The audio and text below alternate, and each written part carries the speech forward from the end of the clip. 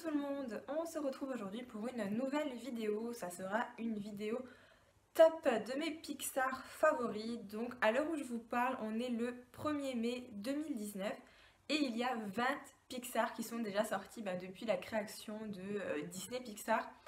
Donc je vais classer ces 20 Disney par ordre de préférence, sachant que c'est un avis totalement subjectif. Et je vous invite également à mettre en commentaire votre top 20 ou votre top 10, enfin peu importe, pour que je puisse voir un peu les Disney Pixar qui ressortent principalement dans vos commentaires. Donc on démarre tout de suite avec la 20e place. Donc à la 20e place, on retrouve le Disney Pixar que j'aime le moins. Alors celui-ci, j'ai vraiment beaucoup de mal avec. C'est le Disney Pixar de Là-haut. En fait, j'ai énormément de mal avec la deuxième partie du dessin animé. Autant j'adore la première partie où ils sont en couple, où on voit un peu l'évolution de leur relation, etc. Mais à partir du moment où la maison s'envole, j'ai totalement décroché et j'ai énormément de mal à regarder cette seconde partie. Je la trouve pas réellement intéressante. Alors le thème a beau être sympathique, les couleurs ont beau être superbes, mais voilà, j'ai pas du tout accroché. On passe à la 19e place, donc c'est un Disney que j'ai globalement aimé, c'est un Disney que je regarde avec plaisir, mais voilà, il a fallu faire un choix. C'est le Disney Cars 3, donc qui est sorti récemment et avec lequel j'ai passé un agréable moment. Je trouve l'histoire de McQueen plutôt intéressante, plutôt divertissante. Mais voilà, le reste des autres Pixar est plus intéressant pour moi, donc j'ai décidé de mettre Cars 3 en avant-dernière position. En 18e position, je pense que je vais être en désaccord avec beaucoup de monde, c'est Rebelle que j'ai décidé de mettre à cette place. Je l'ai vu qu'une fois, alors peut-être que ça va me porter préjudice, mais j'ai pas spécialement adhéré au concept voilà, des Vikings, etc. La princesse en elle-même, je la trouve pas spécialement intéressante. Puis je sais pas, j'ai pas trop, je suis pas rentrée dedans quoi. Donc elle est en 18e position. En 17e place, un Disney que j'aime bien, c'est le dessin animé Mille et une pattes qui en général est en bas du classement pour tout le monde. Moi je l'ai bien aimé, j'ai trouvé tous les personnages très sympathiques, j'ai trouvé l'histoire très intéressante, les couleurs sont sympas et puis voilà, on passe un bon moment familial. Donc voilà, moi j'aime bien les Mille et une pattes et je le conseille à ceux qui ne l'ont pas vu. En 16e place, je pense que je vais encore m'attirer les foudres, j'ai mis Wall-E. Alors que j'ai revu dernièrement parce que sinon il aurait été clairement en bas du classement. Là mon avis a un peu évolué. J'aime bien la relation qu'il entretient avec Eve, mais voilà, en soi, c'est pas le genre de dessin animé que d'instinct j'irais regarder de moi-même. Après, il y a une très bonne morale, le film est très moralisateur et puis en soi, il est très bien réalisé. Mais voilà, je le mets à cette position-là. En 15e place, j'ai mis Cars 2. Alors, j'ai beaucoup aimé Cars 2. C'est une très bonne trilogie de chez Disney. Mais voilà, il a fallu faire un choix et puis Cars 1er est un peu plus haut dans le classement, donc voilà, Cars 2 en 15e position. À la 14e place, encore une suite, donc j'ai mis le monde de Dory, que j'ai bien aimé dans l'ensemble, j'ai trouvé des personnages assez bien exploités. Nemo et son père m'ont un peu manqué, on va dire, dans la réalisation de ce film. Je les trouve pas assez présents à l'image, même si en soi Dory est un très bon personnage. Je m'étais attachée à Marin et Nemo, donc voilà, ça m'a un peu déçue de ne pas les voir. L'histoire en elle-même est sympa, mais bon, c'est du vu et du revu, donc voilà, c'est pour ça qu'elle est à cette position-là. Ensuite, en 13e position, j'ai mis Les Indestructibles 2. Donc pareil, que j'ai vu il y a pas si longtemps que ça, avec lequel j'ai passé un agréable moment également. Je préfère quand même son prédécesseur, celui-ci est pas mal, c'est une bonne suite on va dire, les personnages ont très bien évolué. Jack a très bien évolué, les personnages sont attachants, mais voilà, pareil, il a fallu faire un choix, donc ça sera à cette position-là. En 12e place, encore une suite, donc j'ai mis Monstre Academy, qui est largement en dessous que Monstre et compagnie. Mais en soi, on va voir un peu comment ils se sont rencontrés, comment ils ont fait pour devenir des monstres, on va suivre un peu une petite histoire de bataille de clans, etc. C'est sympathique dans l'ensemble. C'est un bon Disney, mais voilà, il n'est pas dans mes favoris. À la 11e place, j'ai mis Cars, donc le dernier de la trilogie qui est dans ce classement. C'est celui que je préfère.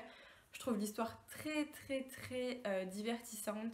Flash McQueen, enfin, je trouve que c'est un personnage à part entière. Même si en soi, il peut être un peu chiant sur les bords, j'ai trouvé l'histoire hyper touchante. Enfin, je sais pas, moi j'ai vraiment adhéré à ce concept. Je pensais pas du tout aimer ce genre de film de voiture, mais en soi, j'ai passé un agréable moment. Donc on rentre dans le top 10. À la 10e position, j'ai mis Toy Story 2. C'est celui que je trouve le moins bon de la trilogie pour le moment, puisque le 4 est de sortie cette année.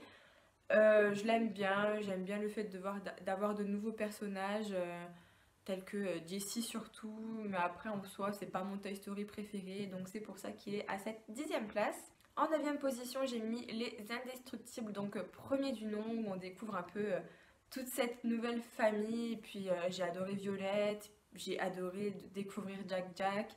Puis je trouve l'histoire très intéressante, ça fait vraiment super-héros, et puis c'est ce qu'on attendait un peu chez Disney.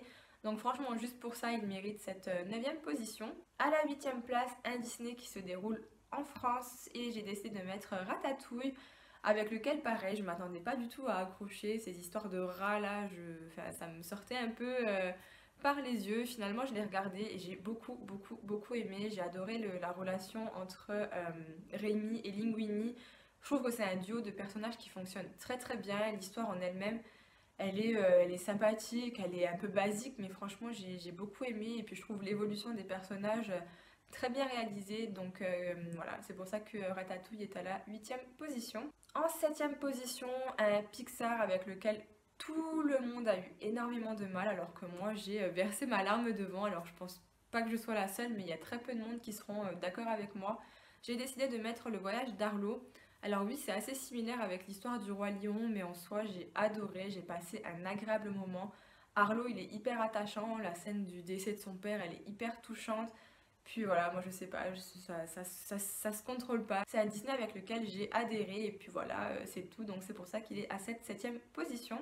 À la 6e place, Monstres et compagnie, que j'adore. En fait, j'adore surtout le personnage de Boo, que je trouve trop mignonne. Voilà, c'est une petite qui a un visage tellement attachant. Enfin voilà, je sais pas, j'adore ce dessin animé. J'ai hésité vraiment à le mettre en 5e position, mais bon, finalement, ça sera à la 6e place. C'est un Disney qui a vraiment beaucoup de potentiel, et je pense pas que je sois la seule à penser ça. Je pense qu'il doit être dans le top 5 de beaucoup de monde, et voilà. Donc moi, il est en 6e position. À la 5e place, j'ai mis Toy Story 3. Alors celui-ci aussi, donc j'ai hésité avec la 6e place, mais étant donné que j'ai versé ma larme à la fin de Toy Story 3, il méritait clairement cette place de 5e position. C'est un Walt Disney qui englobe beaucoup d'émotions. En fait, il est drôle, il est triste, il est joyeux, et puis il y a énormément de nouveaux personnages. Il peut être un peu excentrique par moments, et franchement, moi j'ai adoré passer un moment devant Toy Story 3. En plus, le fait que ça se passe dans une crèche, on a la continuité avec Andy sur la fin. Enfin bref, moi c'est un Disney que j'ai plaisir à regarder encore et encore. Donc c'est pour ça qu'il est à cette 5e position. En 4e place, un Disney qui a failli être sur mon podium. J'ai vraiment longtemps hésité.